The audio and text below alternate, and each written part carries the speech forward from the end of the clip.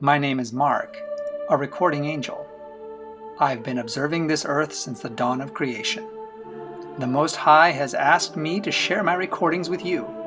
The following are my records of Earth's earliest patriarchs and prophets, collected in this book, Survivors of the Dark Rebellion, God's Heroes from Adam to David. If today's recording contains situations which might be uncomfortable for younger listeners, I will mark the video with the words Parental Guidance Recommended. Chapter 10 Pura. Pura knew something was wrong as soon as he rounded the oak tree and headed toward his family's home. Smoke filled the air, and a horrible feeling gathered in the pit of his stomach. He broke into a run. His father sprawled motionless, face down by the cooking fire in front of the house. Hearing wailing from inside the house, he rushed in. His mother was squatting on the floor, rocking back and forth with her hands over her face. Mother, what happened?" She pulled her hands away, and his stomach lurched up into his throat. Blood covered her face. They've killed your father," she said. Putting his arms around his mother, he said, "Come outside. We'll get you some water." Gently he led her out, sat her on a rock under the tree, and wiped her face. One glance over his shoulder told him that their small vegetable garden she had tended so carefully had been reduced to ashes and a few charred twigs. The few pieces of furniture they had in their house were all smashed. Fragments of their clay pots littered the ground, and everything else was gone. With his sleeve he wiped his mother's face, then held her against his chest and rocked her back and forth as she had him when he was a little boy. She had a faraway look as she continued to rock and make strange little crying sounds. "I hate those Midianites," Pura mumbled under his breath. "I hate them. I hate them. Someday they're going to pay for this. God of Abraham, Isaac, and Jacob, I swear to you that someday I'll make them pay for this." He paused for a moment and glanced around, but there was no one there. And then he said, "God of Abraham, Isaac, and Jacob, help me avenge this. I can't do it on my own. There's so many of them, but I swear I will." It was early June and time for the wheat harvest. Pura guessed there wouldn't be much of one this year. He couldn't even bring himself to go back to where his father lay in front of the house.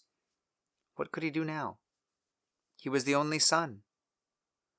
Wrapping his cloak around his mother, he said, "Stay here, Mother. I'll be right back." Having nowhere else to turn, he headed for Gideon's house. He had been working for 2 years now as a servant to Gideon. Gideon was one of the less important sons of Joash from the Abiezer clan. Their family was one of the most wealthy in the town of Ophrah. With his father gone, Gideon was the only one Pura could think of to turn to. Immediately dropping everything, Gideon brought his other servants back to Pura's house and helped him bury his father and clean up some of the debris.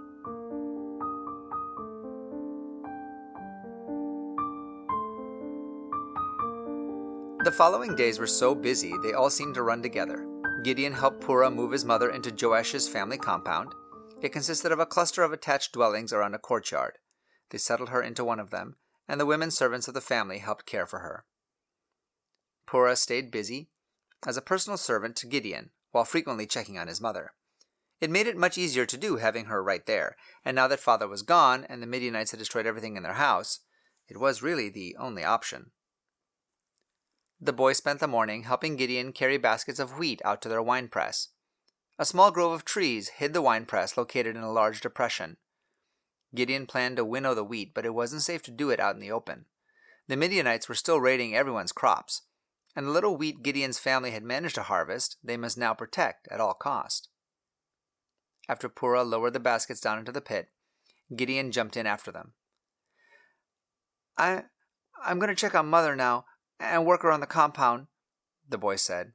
"Then I'll help you carry everything back to the house." As Pura sat down next to his mother, another servant passed by. "I couldn't get her to eat anything," the woman said. "Maybe she'll eat for you." He rubbed his mother's shoulder, then dipped some bread into the stew pot. "Eat, Mother," he said, holding the bread up to her lips. "See, I knew she'd eat for you," said the servant, returning. "She always does better when you're around." The boy nodded. It was true. He was hoping she would improve enough that he wouldn't need to feed her. God of Abraham, Isaac, and Jacob, I know that nobody else prays to you these days, he thought as he continued to feed his mother. But my father told me about you. I know that you weren't able to do anything about the Midianites. There is a locust plague of them. But could you please help my mother? The God of Abraham didn't seem to be answering, so Purah continued to dip stew for her. He figured it would be at least an hour, maybe 2, before Gideon would need his help. Take your time, he whispered to his mother. Suddenly he heard footsteps and saw Gideon dash past him. I'll be right back, Purah said, following his master. What's the matter? He asked Gideon. Did you need me? The man turned and stared at him as if he wasn't even there. I must fix a meal and a sacrifice. Come with me. Sure, Purah replied, looking confused. Didn't your father already make a daily sacrifice to Baal this morning? Gideon paled a little. Yes, but this one's not for Baal. An angel visited me at the winepress. Purah looked at him curiously. His mother's mind had never been right since the Midianite raid. They had injured her, but nothing had harmed Gideon. Perhaps he had just been out in the sun too long. What kind of angel? He asked. An angel of the Lord. He showed up as I was threshing the wheat and told me God was with us. Gideon blushed. Thinking he was just a man, I sarcastically pointed out that God may have been with us when we left Egypt, but he certainly wasn't with us now, or we wouldn't be having all this trouble with the Midianites. The boy nodded. It was how he felt too. And then he said he was the angel of the Lord, and I've got to make a sacrifice right away. I'll help you. What do you want to do?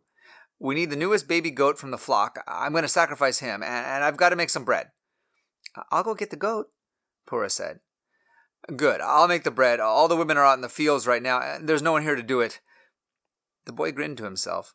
He wondered how good Gideon was at making bread. Couldn't be too hard. People did it all the time. When he returned from the flock with the baby goat in his arms, he could hardly stifle his giggles. Gideon had mixed up some bread dough with an entire ephah, half a bushel basket, of flour. If grain hadn't been so scarce, it would have been funny. Here, let me help you with that, the boy offered. Don't put any yeast in it. It's going to take a while just to do all of these. If we pat them out into thin, flat pieces of bread, we can bake them really fast here on the outside of the oven. Look, like this.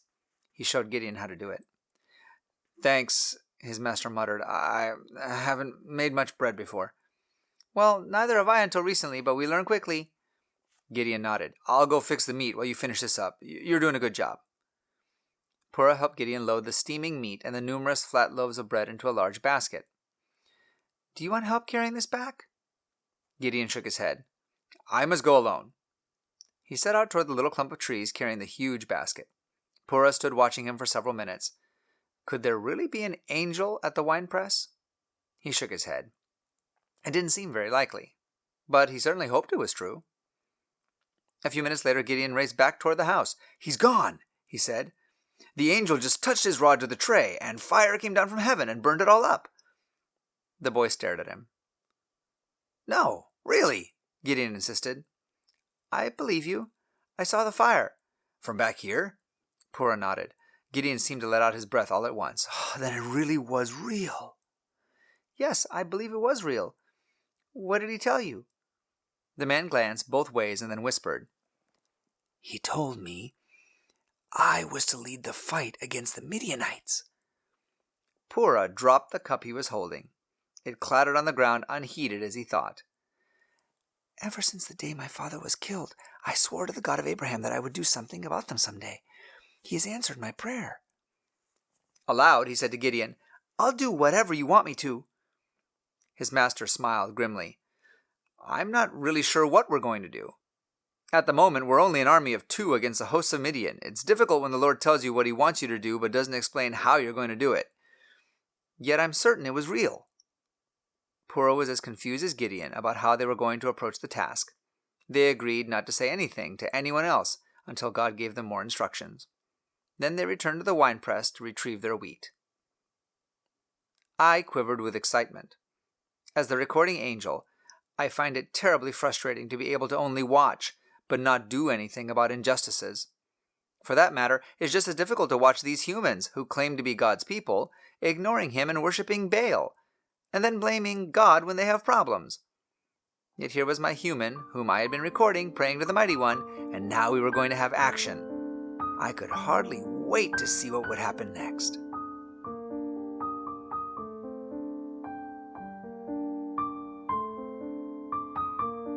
A few days later, Purah was gathering firewood when Gideon strode by.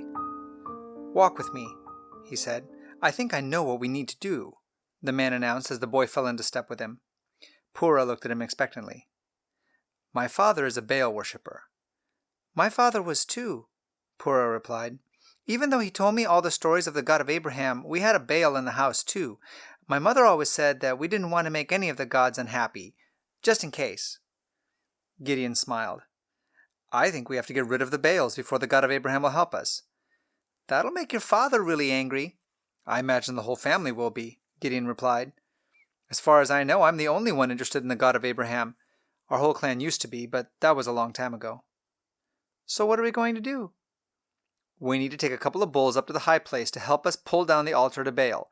Also, we need to chop down the grove around it and the Asherah pole that goes with it and burn them." "It'll be hard to do that very secretly," Purah said cautiously. "I know," Gideon replied grimly, "so I guess it would be safer to do it at night."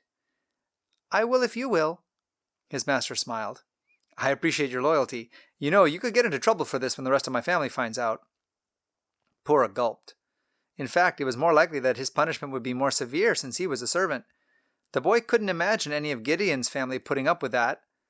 But he didn't care. He had asked the God of Abraham for help, and perhaps he would come to their aid now. "I'm with you," he said. "I guess it's all or nothing for us." "I hope he's paying attention," Gideon commented. I almost laughed out loud. They had no idea how close the God of Abraham was watching them. Silly humans.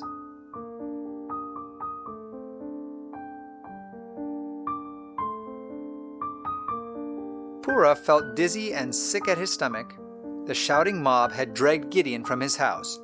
"That's him! I saw him last night!" someone shouted. Glancing in the direction of the voice, Purah saw that it was Ehud, one of Gideon's 10 servants. The boy stared at him hard. How could someone named after a godly judge of Israel be so disloyal to his master? They dragged Gideon up to the high place, the rest of his family rushing along with the mob. Purah followed. So far no one had mentioned him. Finally Joash, Gideon's father, put his hand up for silence and turned to his son. "Did you do this terrible thing?" he demanded. Gideon looked around him. A huge stone altar lay shattered on the ground with ashes and the charred remains of the grove around it. He jutted his chin a little higher. "I did," he said. "The God of Abraham has always been the God of our people. We have no business worshipping Baal or Asherah." Shouting drowned out the rest of his statement. Purah felt terrible. Should he step forward and say he was involved? Or should he remain silent, and thus give his approval to what was happening? "Burn him like you did the sacred grove. If he burned sacred things, he should burn too." The crowd quickly picked up the chant. "Burn him! Burn him! Burn him!" Purah shuddered. It was the worst way he could imagine to die. Gideon's father put his hand up for silence again. "Why do you people want to waste your time burning this man?" "Because you profaned our sacred places!"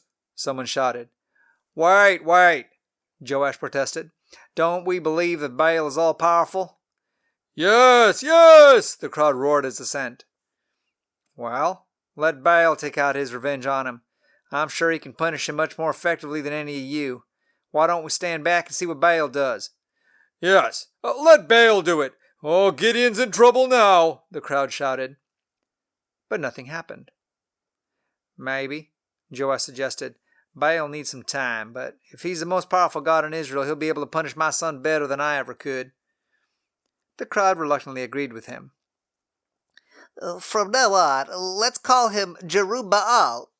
"Let Baal deal with him," someone exclaimed. Purah grinned. He was pretty sure Baal wouldn't do anything, but if there was a god named Baal, Purah certainly hoped that the God of Abraham was stronger and could protect Gideon. Still, nothing happened in the days that followed. More and more people became convinced that perhaps Baal couldn't do anything about Gideon. First, members of the clan of Abiezer and then from the tribe of Manasseh came to join Gideon. People from the other northern tribes soon followed. Gideon hardly knew what to do. Even though he and Purah had a good 15-year age difference, they had become close friends, and Purah seemed to be the only one Gideon could really confide in. "I don't know what to do next," he told the boy. "The God of Abraham has taken care of me, and I wasn't killed for tearing down Baal's altars, but I don't know what to do now. Although I have a whole army who's volunteered, I don't know how to lead them. As the youngest son, I've never been in charge of anything except household servants. The most important thing I've ever done was just moving you and your mother in here and taking care of you." Purah understood. He'd never done anything important either. "I think the Lord wants me to take this army and attack the Midianites. That's what the angel mentioned that day." "You have a whole army now. Surely that's the doing of the God of Abraham. How else could you raise an army in the middle of all this?" "But how do you plan an attack? I've never done anything like this, except when we were playing war games as children." "Well, why don't you do it that way?" Purah suggested. "You used to always win." Gideon chuckled. "Nobody ever died, though. It wasn't the life of my family we were talking about then. We need some kind of sign." "A sign? After that huge flash of fire, and God sending you an army, you need a sign?" "Well, just to be sure," Gideon protested. Purah could understand. It was a frightening decision to make. A sheep bleated somewhere in the distance. "This is what I'll do," Gideon finally decided. "I'm going to lay a fleece out overnight. In the morning, if it's wet and the ground around it is dry, I'll know that God wants me to go ahead with this." "That's a good idea. By tomorrow you'll know for sure." Purah could hardly sleep that night. "God of Abraham," he whispered, "I hope you're watching. Please give Gideon the sign he needs, because none of us really want to attack the Midianites. We're outnumbered. But I know if you're on our side, we will triumph." Finally, he fell into a dreamless sleep.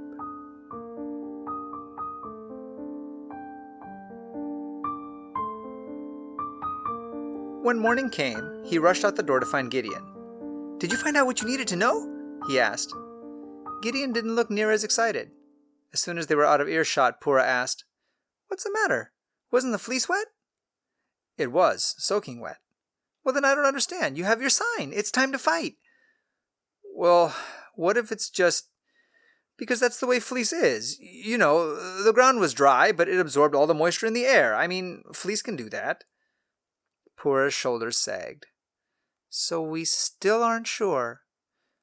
Either that or we're just scared." "Do you think the God of Abraham will get angry if you ask one more time?"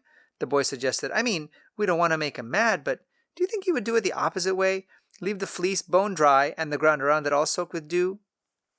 Gideon looked happier. "I'll ask him. I hope it doesn't make him angry, but Moses did write that he was long-suffering and slow to anger. We'll wait till tomorrow. If we have our sign then, there'll be no more excuses." "Tomorrow then," Purah agreed and headed back toward his other chores.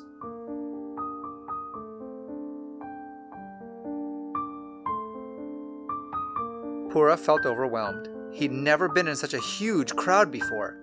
At the foot of Mount Gilboa waited 32,000 men, all ready to fight with Gideon. The boy felt honored that he and Gideon were good friends. Gideon stood with his eyes closed. What was the matter? Was he praying? He opened his eyes and spoke. "I thank all of you for being here today, and I know you have come here not out of loyalty to me, but to the one God, the great I Am, the God of our fathers, Abraham, Isaac, and Jacob. Before we go further, you need to know something. The Midianites outnumber us by about 4-1. The Lord spoke to me and told me to allow anyone who is afraid to leave now. You may leave without dishonor." Murmuring rippled through the crowd. Purah could not believe his ears. How could Gideon let anyone go? If they were already outnumbered 4-1, what was the God of Abraham thinking? Then men started leaving. Not one at a time, but in droves. 2/3 of the army evaporated in just a few short minutes. Gideon stood silently watching them leave. Then to those who remained, he announced, "Come, let's head for the brook. A thirsty army isn't going to be very effective." He watched as they swarmed across the plain. Some of the men scooped up water as they went, crossing the brook and heading for the other side. Others sat down as if it were a picnic and drank slowly, chatting and taking their time. Purah hurried across the brook. When everyone was finished, Gideon declared, "Those of you who scooped up water as you crossed, come to me, but those of you who knelt and took your time to drink, stand over there." The men separated. More than half of them were clustered on one side. Now, those of you who knelt to drink, return to your homes." Hardly able to believe his ears, Purah tugged at Gideon's sleeve. "But, sir, that leaves only about 300. Gideon nodded curtly. "That's right." Purah shrugged. He could get killed just as easily being outnumbered 4-1 as 400-1. In the long run, it wouldn't matter. But if they were to win, it would definitely be an act of God, because 300 men could do nothing against the Midianite hordes. "Now," Gideon said, "gather as close as you can. Here's the plan."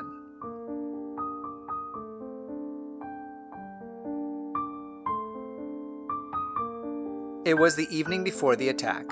Purah had spent all afternoon distributing the supplies, a large clay pitcher and a torch tipped with pitch, to each man. Very few had swords or spears, but they all came with their farm tools. He returned to the tent where Gideon was resting. "Is that it?" he asked. "Is there anything else?" "Yes. Come with me. I'm going to scout the Midianite camp. I need to know what they're doing." Purah was too excited to sleep anyway. The two men crept through the darkness, slipping past the sentries posted around the camp and crawling up next to a tent. They could hear 2 Midianite soldiers talking inside. "What is the matter with you? I never heard you yell in your sleep like that before," one of them said to the other. "I had the most horrible nightmare. I just have such a bad feeling about this raid." "Why, what did you dream?" the first asked. "I dreamed that a loaf of barley bread from up on the hill rolled down. It went faster and faster, and when it got to our tents, it just crushed them all." "You're afraid of a loaf of bread?" the other replied sarcastically. "No," the second man said. "It is a symbol. Those children of Israel grow barley. That's what they eat, barley loaves. I told you I had a bad feeling about this." Gideon glanced in Purah's direction. They smiled in the darkness and then crept back up the hill. Purah took a deep breath. Surely the God of Abraham was with them. He had helped Gideon plan his tactics, and he was even giving nightmares to the Midianites. It was well after midnight when the 2 spies returned to the camp. "Spread the word," Gideon announced. "We attack in 2 hours."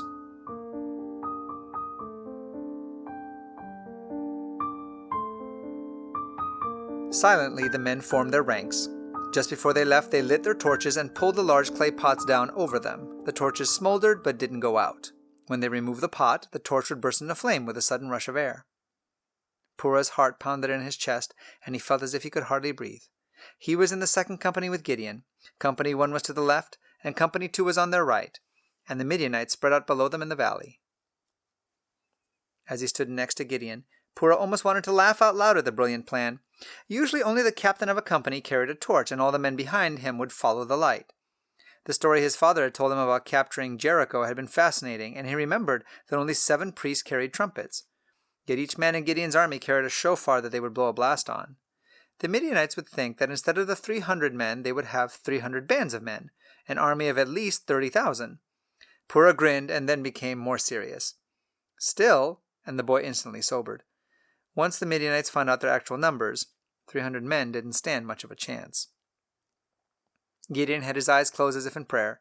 Then he drew a deep breath and smashed the clay pot on the ground. His torch flared up, and he blew a loud blast on his shofar. Immediately all of the men with him shattered their pitchers on the ground and blew their horns. The sound was deafening, and the whole valley seemed alight. Suddenly, pandemonium broke loose in the Midianite camp. The soldiers, still bleary-eyed, staggered out of their tents. "We are being attacked!" they shouted. Drawing their weapons, they lashed out at the nearest person. Gideon's army stood in awe on the hill surrounding the Midianites as they watched the entire Midianite army slaughter each other. A few of them escaped to the south, and Gideon's bands trooped after them, grabbing up Midianite weapons as they went, in the process becoming a well-armed force. As Purah ran to keep up with Gideon, he shouted into the night air, "Thank you, God of Abraham! It's just like the stories! You really are mighty, and now if you would just help my mother!" A flood of peace and joy came over him. This broadcast has come from the book Survivors of the Dark Rebellion by Sally Pierson Dillon, with permission from the Review and Herald Publishing Association. This book and the rest of the series, War of the Ages, can be purchased by going to www.adventistbookcenter.com or by calling 1-800 765-6955. I'm your narrator, Austin Backus, and this audio project is a gift to you from my free Christian book ministry, RXF 1888. Please visit our website, www.rxf1888.com, to request free Christian books for both kids and adults. And join us here again for more stories from Mark the Recording Angel.